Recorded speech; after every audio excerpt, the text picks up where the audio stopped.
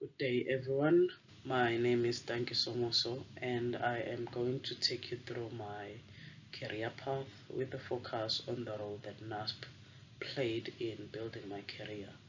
I unfortunately could not make it to do an in-person presentation because I am currently in Antarctica as the Antarctic Electronics Engineer from SANSA. I believe someone already explained or they are going to explain after this presentation. So diving right through to it, a bit of background on my upbringing and academic path. I am born and bred in KZN in South Coast, Twalume. Um, I attended local schools from preschool to high school. For higher education, I went to the Durban University of Technology to do my national diploma, and I also did my Bachelor of Technology in both in electrical engineering, light current. I then went on to do my Bachelor of Science honors in physics, specializing in astrophysics under NASSP, as well as my Master of Science in Applied Mathematics, which was conferred cum laude by the University of KwaZulu-Natal. In the future, I aspire to enroll for a PhD. So that was a summary of everything that I will talk about in my presentation, though bearing in mind that the focus is on the role that NASP played in building my career. Um, I had the privilege to join the NRF under the South African Radio Astronomy Observatory. They placed me for in-service training as the Harten BS2 Radio Astronomy Observatory in 2014 to complete my in-service training for the national diploma. I graduated for my national diploma, and at the background picture are my parents and myself after the graduation. Immediately after completing the national diploma, Sarao continued to fund me for my BTech, Bachelor of Technology, at DUT, and I specialized in RF and microwave engineering. Upon completion of my BTech, I then enrolled at, excuse me, at the University of KwaZulu-Natal under NASSP for a BSc honors.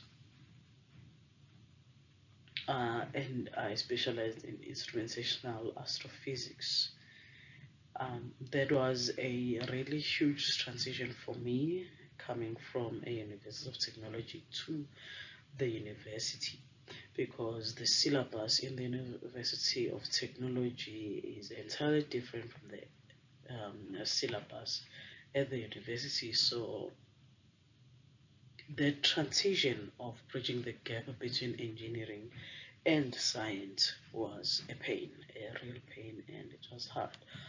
But I had to adapt to change, and I had to self-teach myself 3 years worth of physics material that other students had, because in class I was the only student that was from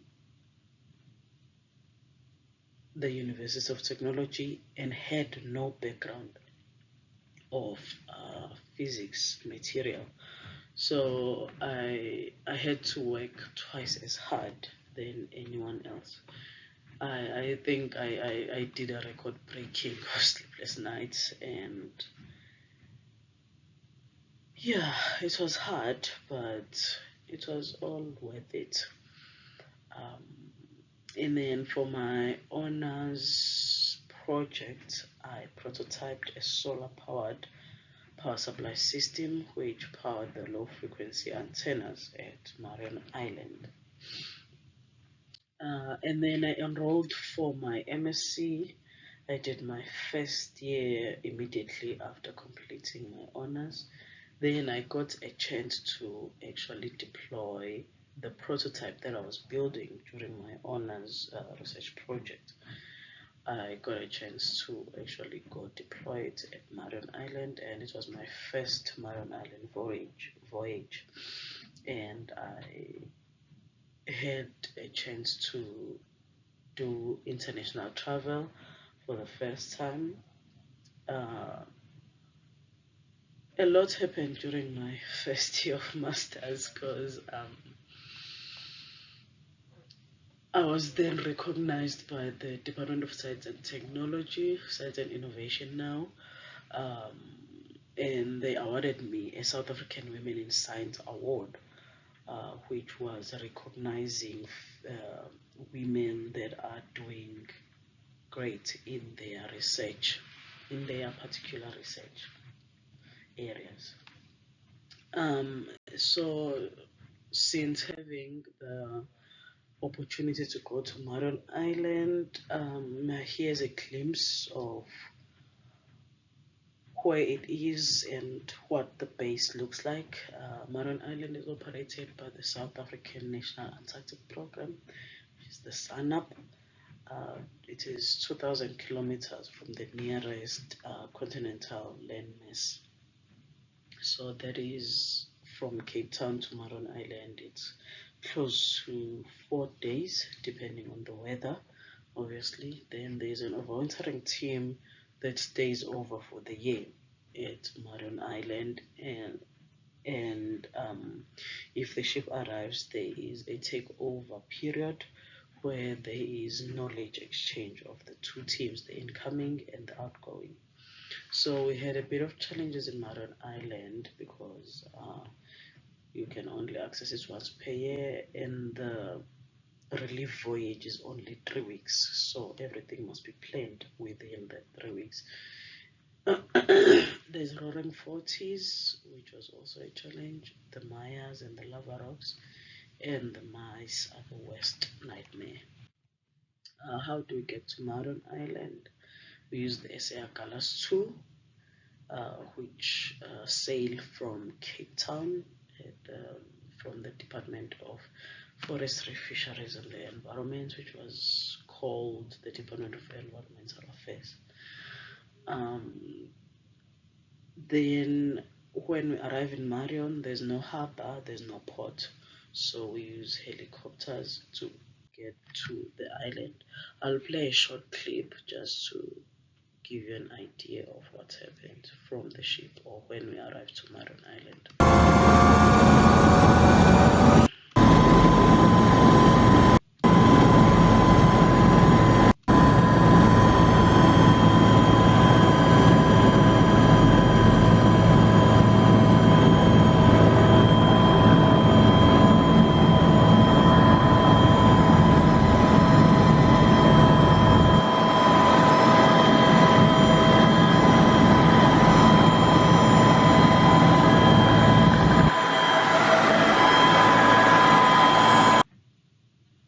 So, arriving in Marion Island, you need to continue with your research, and working with Professor Cynthia Cheng as my supervisor in honors and masters gave me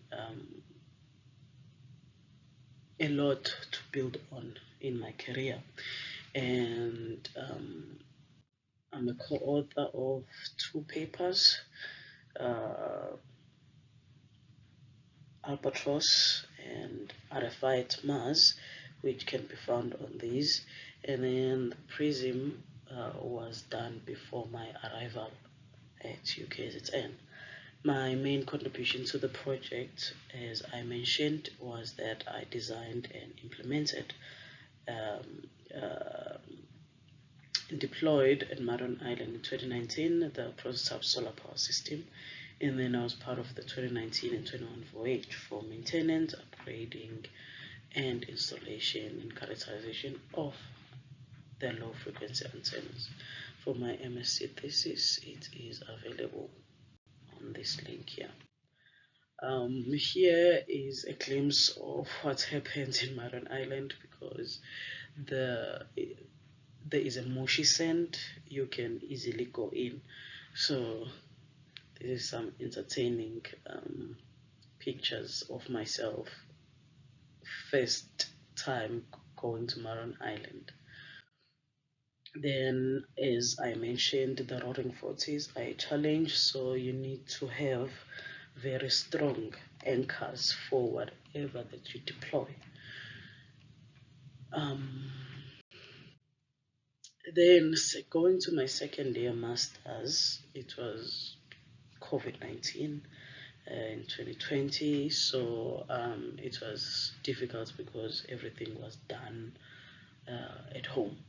So we at the place that I was renting, luckily my landlord had a space, so we had a lab downstairs. From my room going downstairs, we worked there. Because we had to evacuate the UKZN premises, so we worked there. We moved everything of ours and worked there in order for us to continue with the research, and uh, for us not to delay with our studies. Then it was time for thesis writing, because it's second year and you need to submit. So that is a pain. But the title of my thesis was the low frequency observations of the radio sky from Maron Island, which I completed in 2020. I then registered at EXA, the Engineering Council of South Africa, as the candidate engineering technologist. In 2021, I then joined Sarau again under for the graduate program under the RFI team, which I only spent a year there, and then I was hired by SANSA in 2022 as a Maron Island electronics engineer, and subsequently as an Antarctic electronics engineer, which is the position I'm currently holding, and that is under the engineering and data acquisition unit. I had a chance since joining SANSA as the Maron Island engineer. I went to Maron Island for the 13 months. As I briefly mentioned before, I went in 2022 in April and came back in 2023 in May.